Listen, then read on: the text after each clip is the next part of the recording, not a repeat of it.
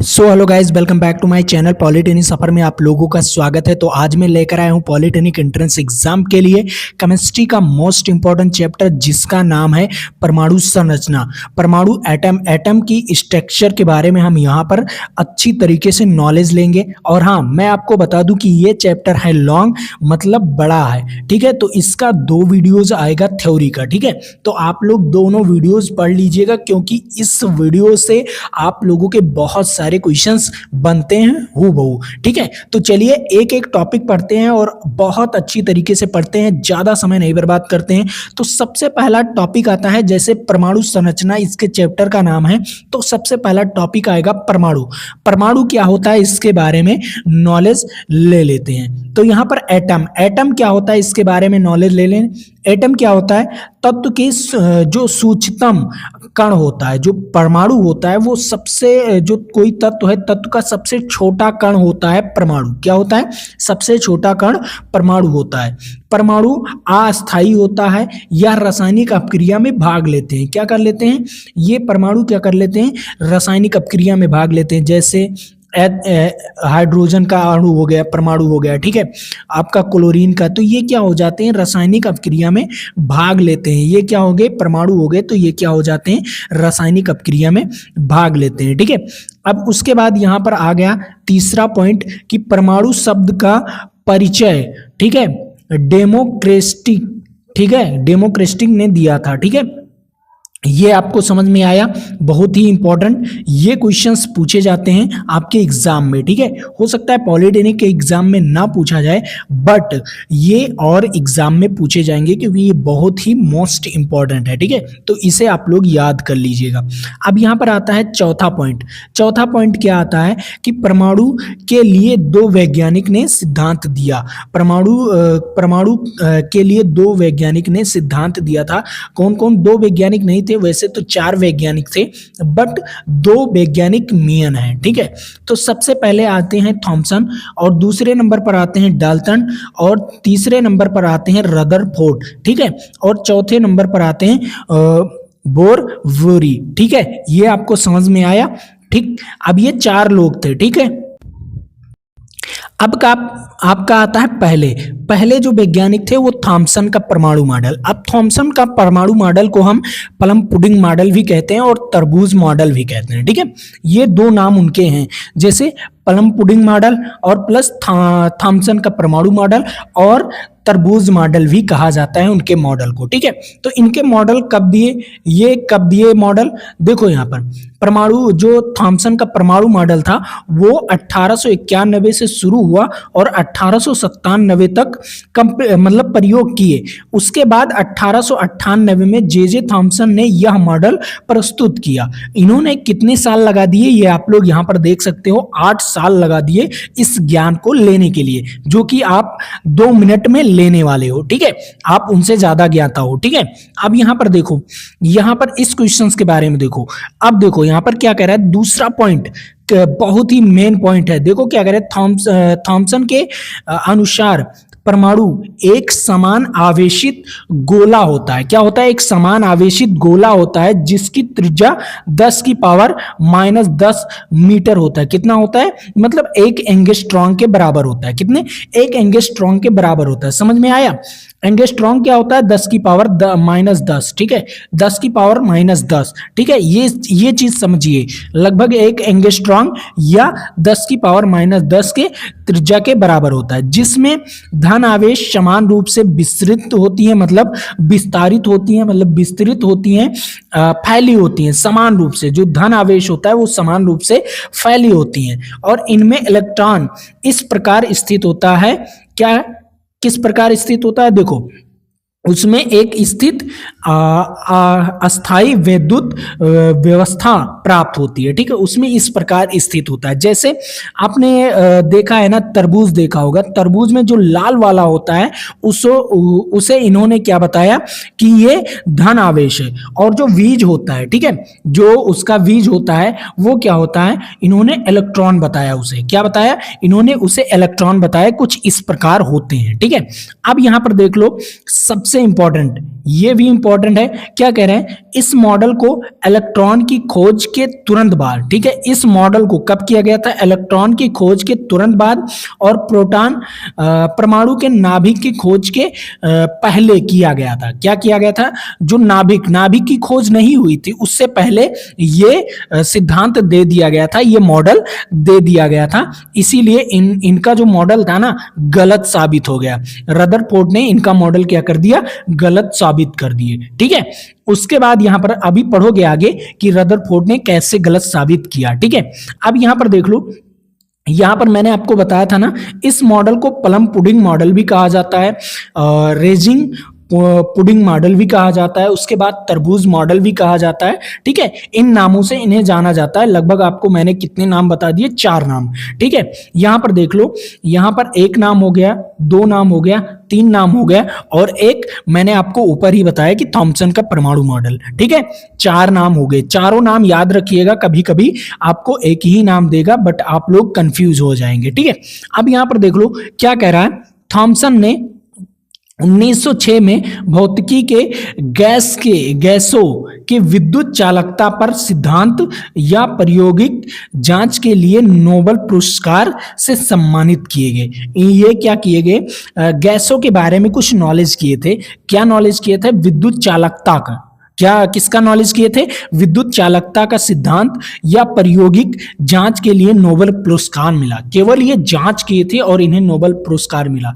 आप देखिए, इनका पूरा जिंदगी इसी चीज में लग गया और आप इनकी जिंदगी केवल 2 मिनट में पढ़ने वाले हैं। ठीक है, अब सोचो, आप अगर ऐसे ही साइंटिस्ट बनना चाहते हैं तो आपको मेहनत करना होगा। ठीक है, तो देखो, अगर आपको ऐसे साइंटिस्ट बनना है और किसी चीज का खोज करना है तो देखो, इनकी पूरी जिंदगी लग गई और आप सोच रहे हो कि मैं 1 घंटे में या 2 घंटे में पढ़कर पूरा ज्ञान ले लूं। नहीं, किसी चीज का पूरा ज्ञान लेने के लिए आपको पूरा मेहनत करना पड़ेगा और पूरी जिंदगी लगाना पड़ेगा। ठीक है, ये देख लो यहां पर। ठीक, उसके बाद इन्होंने क्या बताया, इस मॉडल में परमाणु का धन आवेश तरबूज के स्वेखान, ठीक है, वाले भाग, ठीक है, स्वेखान मतलब स्वे खाने वाले भाग, जो खाने वाला भाग होता है, लाल वाला, ठीक है, लाल वाला वाले भाग में समान रूप से फैले होते हैं या समान रूप से होते हैं और इलेक्ट्रॉन इनमें पलम अथवा बीज की तरह उपस्थित होती है। मैंने बताया ना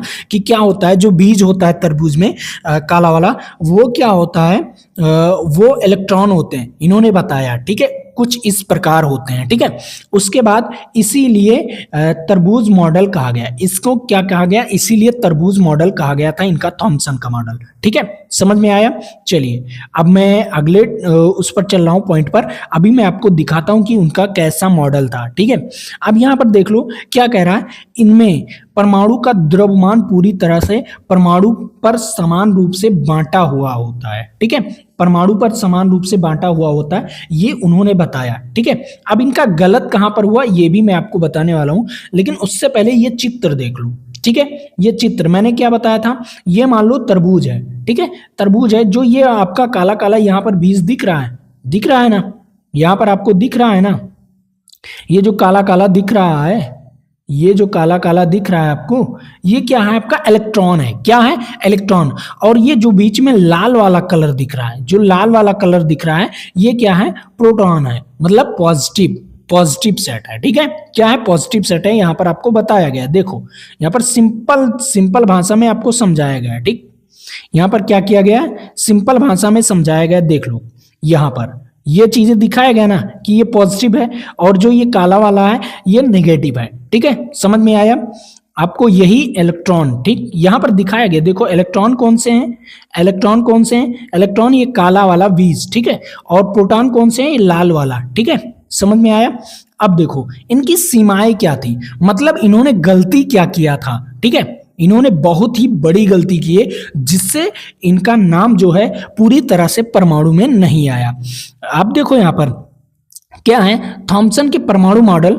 ठीक है, क्या कह रहा है, थॉमसन के परमाणु परमाणु मॉडल के द्वारा रदरफोर्ड के अल्फा प्रकीर्णन, ठीक है, अल्फा प्रकीर्णन का प्रयोग तथा हाइड्रोजन के स्पेक्ट्रम की व्याख्या नहीं की जा सकती। अब बताओ, हाइड्रोजन की स्पेक्ट्रम की व्याख्या या अल्फा कण का प्रयोग की व्याख्या नहीं की जा सकती। क्यों? क्योंकि इन्होंने एक चीज की गलती किया था। क्या किया था कि इन्होंने बताया कि तरबूज में जो लाल वाला है, ठीक है, वो क्या है, प्रोटॉन है, ठीक है, लाल वाला जो है, यहां पर मैं आपको दिखा दूं, ये जो लाल वाला है ये प्रोटॉन है, ठीक है, पॉजिटिव साइन है, ठीक है, पॉजिटिव साइन है, और ये निगेटिव साइन है। और आप लोग एक चीज तो सुने ही होंगे, पॉजिटिव और निगेटिव साइन क्या होता है, पॉजिटिव और निगेटिव साइन क्या होता है, न्यूट्रल हो जाता है। क्या हो जाता है, न्यूट्रल हो जाता है, मतलब आपस में क्रिया करके एक कुछ भी एक न्यूट्रल बना लेता है, ठीक है, एकदम शांत हो जाता है। बट अगर कोई भी चीज है तो वो शांत चीजें नहीं होती, और इलेक्ट्रॉन क्या होता है, गति करती रहती है। क्या करती रहती है, इलेक्ट्रॉन गति करती रहती है। तो अब बताओ, अगर इलेक्ट्रॉन गति करेगी और प्रोटॉन उसके बीच में आएगा तो उसका जो ऊर्जा होगा, ये बताओ, उसका जो ऊर्जा होगा, मान लीजिए आप गति कर रहे हो, आप साइकिल चला रहे हो, लेकिन आपका दोस्त पीछे से खींच रहा है, आप आगे की ओर साइकिल चला रहे हो, खूब दम लगा के साइकिल चला रहे हो, लेकिन आपका दोस्त क्या है, पीछे की ओर खींच रहा है। तो बताओ, आपकी जो ऊर्जा होगी वो नष्ट होगी कि नहीं? आप जितना ऊर्जा लगा रहे हो उतने ऊर्जा से आगे जा रहे हो कि नहीं? ये बताओ, आगे जा रहे हो कि नहीं, आगे जा पा रहे हो कि नहीं? नहीं ना। तो उसी प्रकार ये भी होता है, ठीक है, उसी प्रकार ये भी था, ठीक है। इन्होंने क्या बताया, इन्होंने ये नहीं बताया कि अगर इलेक्ट्रॉन गति कर रही है तो उसका ऊर्जा भी तो नष्ट होगा अगर प्रोटॉन रोक रहा होगा, क्योंकि प्रोटॉन पॉजिटिव है और इलेक्ट्रॉन निगेटिव है। तो बताओ, ऊर्जा का नष्ट तो होना चाहिए। बट इन्होंने ये चीज नहीं बताया कि इलेक्ट्रॉन एक कक्ष में तो घूम रहा है, बट कैसे घूम रहा है ये नहीं बताए थे, ठीक है। अब इनका तो व्याख्या खत्म हो गया ये वाला, ठीक है। उसके बाद यह मॉडल परमाणु की अस्थायित्व की व्याख्या करने में असफल रहा, मतलब परमाणु की अस्थायित्व मतलब इसके बारे में बताने में असफल रहा, पूरी तरीके से बताने में असफल रहा, ठीक है। उसके बाद इस परमाणु मॉडल के आधार पर यह व्याख्या नहीं किया जा सकता कि धन आवेश प्रोटॉन और ऋण आवेश इलेक्ट्रॉन किस प्रकार जुड़े हुए हैं। मतलब मैंने बताया ना कि किस प्रकार जुड़े हुए हैं, ताकि इलेक्ट्रॉन गति कर रहा है और इसका ऊर्जा नष्ट नहीं हो रहा है, ठीक है। मैंने बताया ना कि इसका ऊर्जा तो नष्ट नहीं हो रहा है, बट अगर ये जिस प्रकार बताए थे, थॉमसन जिस प्रकार बताए थे, उस प्रकार ना ऊर्जा नष्ट होता, उस प्रकार क्या होता, ऊर्जा नष्ट होता। तो यहां पर कोई ऐसा जिक्र नहीं किया गया कि जो इनका परमाणु में इलेक्ट्रॉन है वो किस प्रकार व्यवस्थित है या प्रोटॉन किस प्रकार व्यवस्थित है ताकि इसमें ऊर्जा का नष्ट नहीं होता। ये किसने बताया, रदरफोर्ड ने बताया। किसने बताया, रदरफोर्ड ने, ठीक है। उसके बारे में भी बात करेंगे, ठीक है।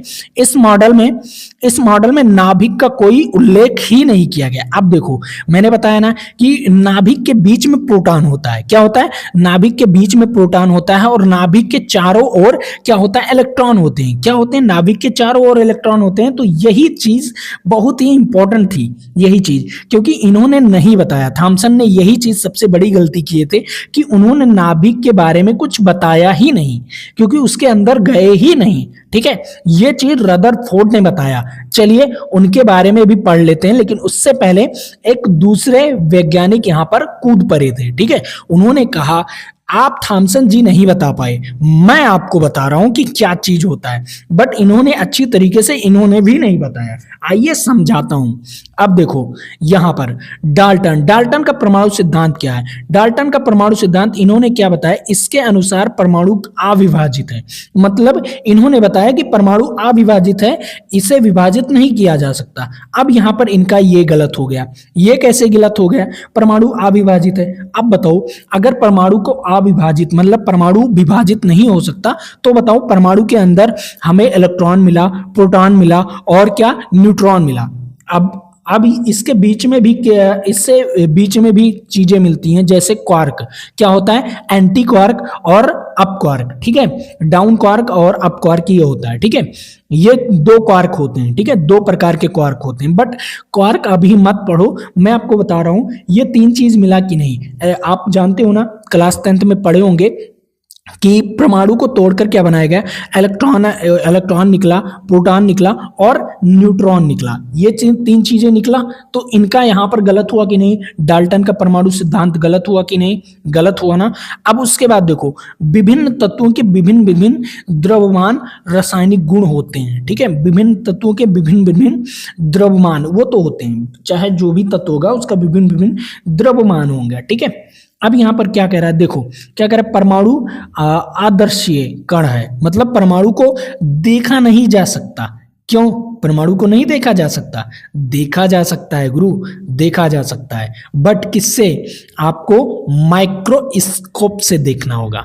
ठीक है, जिन्हें जिन्हें रासायनिक अपक्रिया के निर्मित या नष्ट किया जा सकता है, मतलब जिन्हें क्या किया जा सकता है, रासायनिक अपक्रिया में निर्मित भी किया जा सकता है और नष्ट भी किया जा सकता है। ठीक है, अब यहां पर देखो, डाल्टन का सिद्धांत मुख्यतः रासायनिक संयोजन, मतलब इनका सिद्धांत केवल मुख्यतः किस पर काम किया, रासायनिक संयोग पर काम किया, मतलब इस पर आधारित था। ठीक है, यह द्रव्यमान संरक्षण पर भी आधारित था। मतलब इन्होंने क्या कहा, मतलब इन्होंने ऐसा बताया कि इसका द्रव्यमान हमेशा समान, मतलब दोनों तरफ पक्ष में समान रहेगा, इन्होंने इतना ही बताया। ठीक है, उसके बाद सबसे बड़ा खेला तो आपके रदरफोर्ड ने किया था, क्योंकि वो गुरु था, मतलब चेला था। मान लो आप हमारे चेले हो, ठीक है, तो आप अच्छा करोगे। अगर मैंने 18 रैंक लाया है, ठीक है, यूपी पॉलिटेक्निक का पेपर दिया जिसमें मैंने 18 रैंक लाया और यूपी का सबसे टॉप कॉलेज में पढ़ा, बट ये जो मैंने 18 लाया है वो आपको 1 लाना है, तभी तो चेला क्या कहते हैं, गुरु गुरुए रहेंगे, चेला शक्कर होएगे। ठीक है, ये मैं आपको बता रहा हूं। ठीक है, तो उस प्रकार बनो। ठीक, अब यहां पर देखो क्या कह रहा है, क्या कह रहा है यहां पर, पदार्थ की प्रकृति के बारे में डाल्टन के बुनियाद सिद्धांत दिए। ठीक है, इन्होंने पदार्थ की प्रकृति पर बहुत ही बढ़िया सिद्धांत दिए थे डाल्टन। ठीक है, इन्होंने बहुत ही अच्छा सिद्धांत दिया था, जो कि बुनियाद रखे थे। क्या किए थे? बुनियाद रखे थे। ठीक है, अब यहां पर सबसे इंपॉर्टेंट और सबसे माने जाने खिलाड़ी, ठीक है, हमारे चेला, ठीक है, क्या कह रहे हैं, हमारे डाल्टन भाई के चेला। ठीक है, समझ में आया? अब देखो यहां पर रदरफोर्ड का नाभिकीय सिद्धांत। अब बताओ, रदरफोर्ड का नाभिकीय सिद्धांत, इन्होंने नाभिकीय सिद्धांत दिया था। क्यों इनका नाभिकीय सिद्धांत पड़ा? क्योंकि इन्होंने नाभिक की खोज, मतलब नाभिक का ऐसा चीज खोज कर लिए कि इनको कोई दिक्कत नहीं पड़ी। तो ठीक है, अब यहां पर देखो, रदरफोर्ड ने एक दिमाग लगाया। क्या दिमाग लगाया? सबके गुरु निकले, क्योंकि ये दिमाग लगाए कि एक सोने की पन्नी लेते हैं। ठीक है, सोने की पन्नी लिए और उसे एक पतला सा सोना लिए और सोना को एक पतला सा पन्नी के रूप में कन्वर्ट कर दिए, मतलब दाब लगाकर उसे सोने का क्या बना दिए, पन्नी बना दिए। अब क्या किए उन्होंने, सोचा सब लोग बहुत काम किए हैं, हम कहते हैं अल्फा कण को इस पर आपतित। क्यों अल्फा कण को क्यों आपतित किया गया? क्योंकि अल्फा कण क्या है, पॉजिटिव है। क्या है? अल्फा कण पॉजिटिव है। क्यों? अब पॉजिटिव कैसे हुआ सर? अल्फा कण के बारे में थोड़ा सा बताइए। हाँ, अब मजा आएगा। अल्फा कण क्या होता है आओ समझते हैं। पहले अल्फा कण के बारे में समझ लेते हैं, उसके बाद कुछ आगे बढ़ते हैं रदरफोर्ड के बारे में पढ़ने के लिए। ठीक है, आओ अल्फा कण क्या होता है। अल्फा कण, अब ये देखो, अल्फा कण होता है हीलियम का इस पर 2 चार्ज लगा दो। क्या कर दो? 2 पॉजिटिव चार्ज लगा दो। क्यों? क्योंकि इसका हीलियम का दोनों इलेक्ट्रॉन क्या कर दो, निकाल दो। क्या कर दो? निकाल दो, या किसी को दे दो, तो क्या हो जाएगा, ये अल्फा कण हो जाएगा। क्या हो जाएगा? ये अल्फा कण यहां पर एक रेडियो एक्टिव बन जाएगा। ये क्या हो जाएगा? एक रेडियो एक्टिव बन जाएगा। अगर उसमें 2 इलेक्ट्रॉन निकाल दिया जाए तो बचेगा क्या? इसमें हीलियम में क्या होता है, 2 इलेक्ट्रॉन 2 प्रोटॉन होता है। तो अगर 2 इलेक्ट्रॉन को निकाल दोगे तो 2 प्रोटॉन बचेगा कि नहीं? 2 प्रोटॉन बचेगा कि नहीं? बचेगा ना। और जब 2 प्रोटॉन बचेगा तो प्रोटॉन ही तो अल्फा कण होता है। एक अल्फा कण में कितने प्रोटॉन होते हैं? 2 प्रोटॉन होते हैं। कितने प्रोटॉन होते हैं? 2 प्रोटॉन होते हैं। ये चीज ध्यान में रखिएगा।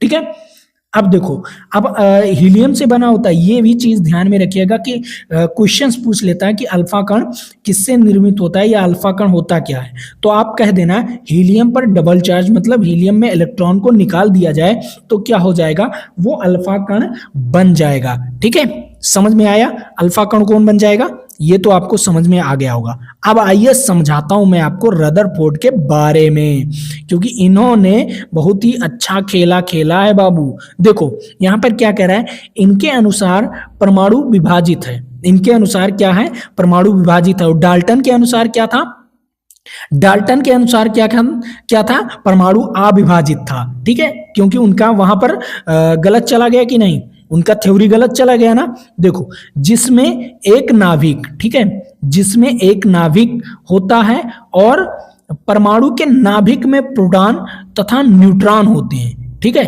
उन्होंने नाभिक की खोज किया, रदरफोर्ड ने क्या किया, नाभिक की खोज कर लिए। कैसे किए ये भी मैं आपको बताने वाला हूं। ठीक है, लेकिन इतना जानो कि परमाणु विभाजित होता है। ठीक है, रदरफोर्ड के अनुसार परमाणु विभाजित होता है। ठीक है, जिसमें एक नाभिक, ठीक है, नाभिक होता है, नाभिक में क्या क्या चीज होते हैं, प्रोटॉन होते हैं और न्यूट्रॉन होते हैं। ये क्वेश्चंस पूछा गया था, ये हर साल क्वेश्चंस पूछे जाते हैं। ठीक है, परमाणु के नाभिक में क्या क्या होता है, परमाणु के नाभिक में प्रोटॉन और न्यूट्रॉन होते हैं। ठीक है, अब जिसे हम क्या कहते हैं, न्यूक्लियाई कहते हैं, क्या कहते हैं, न्यूक्लियाई कहते हैं। ठीक है, अब देखो यहाँ पर सबसे इंपॉर्टेंट पॉइंट, बहुत ही इंपॉर्टेंट पॉइंट है।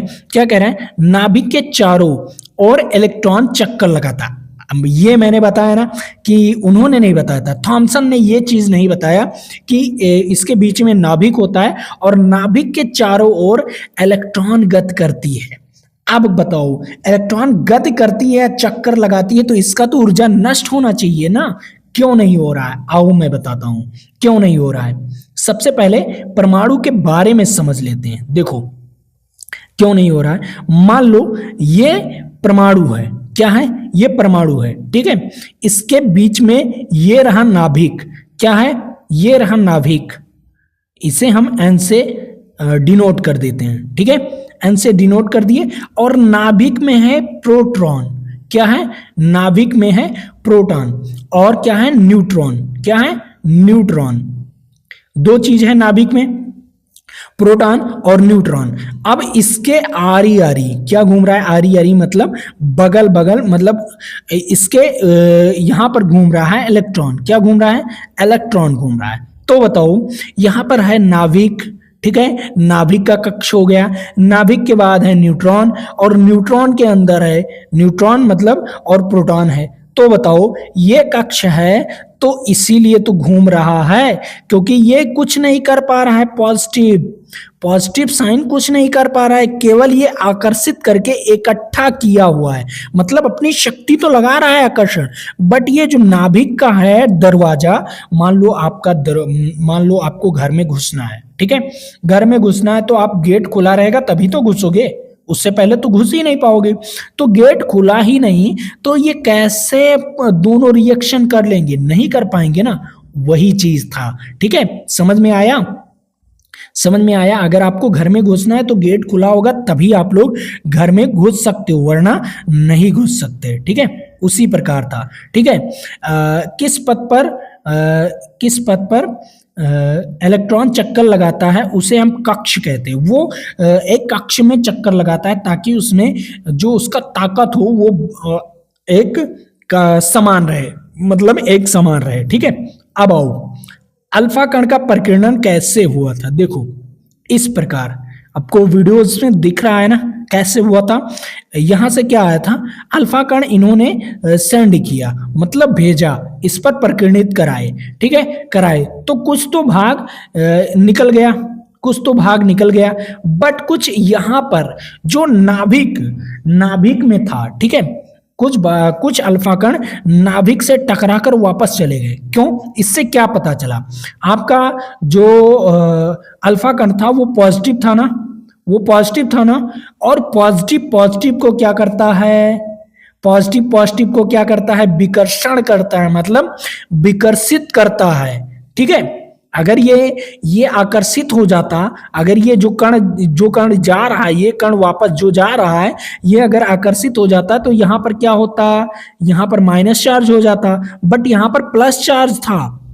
ठीक है, और ये भी प्लस चार्ज था, जो अल्फा कण था ये भी प्लस चार्ज, और प्लस प्लस क्या होता है, विकर्षण होता है। क्या होता है, विकर्षण होता है। ठीक है, तो वही चीज इन्होंने बताया कि रदरफोर्ड ने बताया कि नाभिक है और नाभिक के अंदर कोई धन आवेश है। ठीक है, कोई धन आवेश है, इन्होंने बताया। ठीक है, कुछ और एक और मैं आपको दिखा रहा हूं, देखो देखो कैसे निकल रहा है अल्फा कण, कैसे निकल रहा है। ठीक है, अल्फा कण कैसे निकल रहा है, अल्फा कण जा रहा है कुछ इस प्रकार ऐसे चला जा रहा है, और कुछ कण यहां से टकरा कर इधर, यहां से टकरा कर इधर, और कुछ सीधे टकरा कर पीछे जाता है कि नहीं, चला जाता है ना, कुछ ऐसे हो जाता है। ऐसे आपको दिखाया मैंने। अब ये सारे एनिमेशंस आपको देखना चाहिए, क्योंकि ये एनिमेशंस आपके लिए बहुत ही इंपॉर्टेंट है। ठीक है, ये चीजें समझ में आया। अब देखो यहां पर, अब यहां पर देखो, रदरफोर्ड ने सोने के पतले परत मतलब पन्नी लिए। ठीक है, पतली परत या पन्नी लिए, पन्नी पर क्या किए, अल्फा कण। ठीक है, क्या किए, अल्फा कण को आघात कराए, आघात का मतलब उस पर आपतित कराए, मतलब उस पर डाले। ठीक है, जिसमें उन्होंने निम्नलिखित जानकारियां प्राप्त की। कुछ अल्फा कण सोने के पतले परत के सीधे पार कर ले गए। देखो, कुछ अल्फा कण क्या हुए, कुछ अल्फा कण हुए जो ऐसे सीधे पार कर ले गए। ठीक है, कुछ अल्फा कण। उसके बाद और पॉइंट पढ़ते हैं, उसके बाद क्या हुआ, दूसरा पॉइंट पढ़ते हैं। कुछ अल्फा कण परमाणु के मध्यवर्ती भाग से अपनी दिशा में विचलित हो गए। मैंने बताया अपनी दिशा में विचलित हो गए, और इसमें यह स्पष्ट हुआ कि परमाणु के मध्यवर्ती भाग में धन आवेश है। मैंने बताया ना कि धन आवेश है। ठीक है, यहां पर देखो कुछ ऐसे ऐसे निकल गए। ठीक है, मैं आपको दिखा दूं पूरी तरीके से, कुछ ऐसे ऐसे निकल गए कण। ठीक है, ऐसे ऐसे, और कुछ ऐसे होकर ऐसे हो गए, कुछ ऐसे होकर ऐसे, और कुछ बीच में आए जो वापस अपने रास्ते में लौट गए, इन्होंने बताया। तो इसका मतलब क्या हुआ, उसके बीच में क्या है, धन आवेश है, उसके बीच में क्या है, धन आवेश है। दूसरा पॉइंट पढ़ लिए।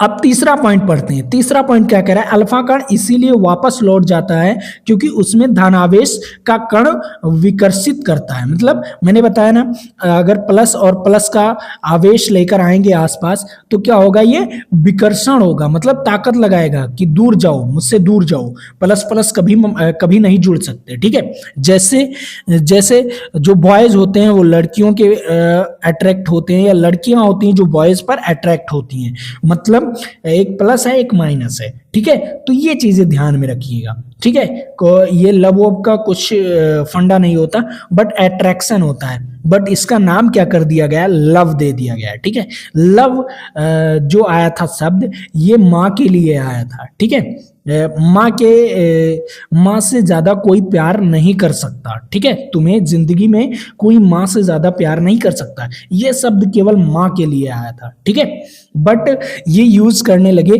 प्यार मोहब्बत वाले लड़के जो प्यार मोहब्बत करते हैं। ठीक है, अभी प्यार मोहब्बत करने का मौका नहीं है। ठीक है, ओनली पढ़ने का मौका है। अब यहां पर देखो क्या कह रहा है, दूसरा देखो क्या कह रहा है, कुछ अल्फा कण परमाणु के मध्यवर्ती भाग से अपनी ही दिशा में मुड़ गए। इससे यह स्पष्ट हुआ कि परमाणु मध्यवर्ती भाग भारी द्रव्यमान वाला कण है। इस प्रकार रदरफोर्ड ने परमाणु का मध्यवर्ती भाग का नाम नाभिक दिए। इन्होंने नाभिक ऑलरेडी दे दिया। ठीक है, अब नाम दे दिए। अब उसके बाद रदरफोर्ड के बारे में पढ़ते हैं। देखो, रदरफोर्ड के अनुसार परमाणु के कई सूक्ष्म कणों से मिलकर बना। जो परमाणु है वो कई सूक्ष्म कण जैसे इलेक्ट्रॉन, प्रोटॉन, न्यूट्रॉन या मुख्य रूप से पाए जाते हैं। ठीक है, लेकिन क्वार्क से भी मिलकर बना होता है। ठीक है, क्वार्क, ठीक समझ में आया। बट क्वार्क अस्थाई प्रोडक्ट है। ठीक है, मतलब अस्थाई चीजें हैं। ठीक है, ये चीज समझोगे, क्वार्क के बारे में अगले लेसन में पढ़ाया जाएगा या अगले ही वीडियोस में बताया जाएगा। ठीक है, इस वीडियो में नहीं, क्योंकि उसका एक पार्टिकुलर समय आएगा तब बताया जाएगा। ठीक है, अब यहाँ पर देखो, रदरफोर्ड ने नाभिक की खोज की जिसमें से प्रोटॉन और न्यूट्रॉन उपस्थित रहते थे, जिन्हें एक न्यूक्लाई कहा जाता है, मतलब न्यूक्लाई कहा जाता है, ठीक है।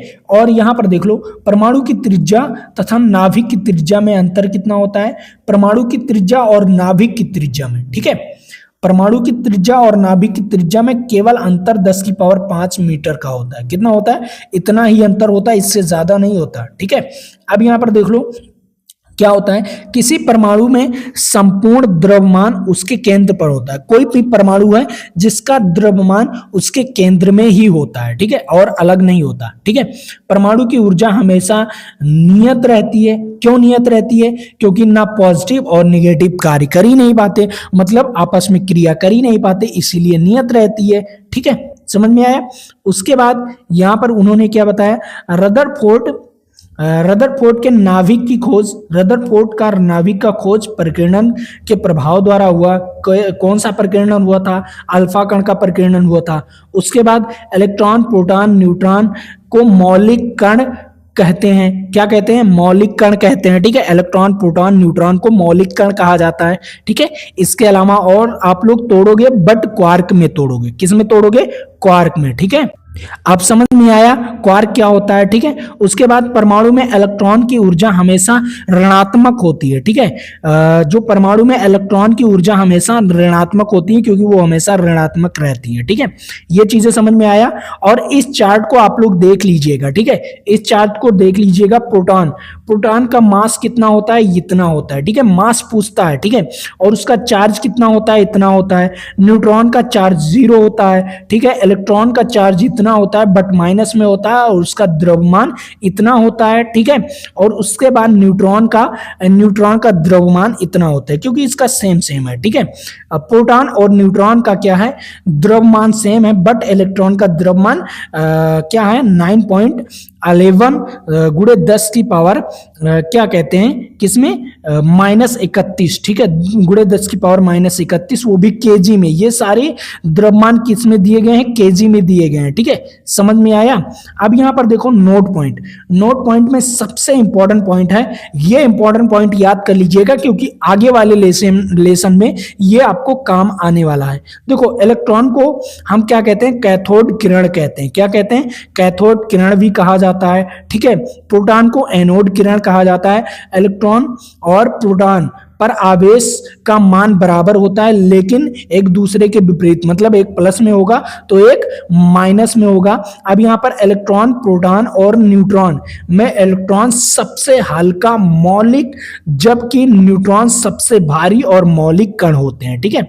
इतना समझ में आया। सबसे हल्का कौन सा होता है, सबसे हल्का कौन सा होता है, इलेक्ट्रॉन सबसे हल्का होता है। और सबसे भारी कौन सा होता है, न्यूट्रॉन होता है। सबसे भारी क्या होता है, न्यूट्रॉन होता है। ये 2 क्वेश्चंस आपके बन गए, ठीक है। प्रोटॉन अस्थायी कण होता है, जबकि न्यूट्रॉन अस्थायी कण होते हैं, ठीक है। प्रोटॉन क्या होते हैं, अस्थायी कण होता है, लेकिन न्यूट्रॉन क्या होता है, अस्थायी कण होता है। और भेदन क्षमता सबसे ज्यादा न्यूट्रॉन की होती है। किसकी होती है, न्यूट्रॉन की, उसके बाद प्रोटॉन की। मतलब भेदन क्षमता का मतलब समझो, क्या होता है, किसी को भेद ले, मतलब किसी के आर पार हो जाए, तो वो क्या होता है, पहले सबसे ज्यादा न्यूट्रॉन की होती है, उसके बाद प्रोटॉन की, उसके बाद इलेक्ट्रॉन की होती है, ठीक है। समझ में आया। और हाँ, इस पीडीएफ को डाउनलोड करने के लिए हमारे ऐप को डाउनलोड कर लीजिए, ठीक है।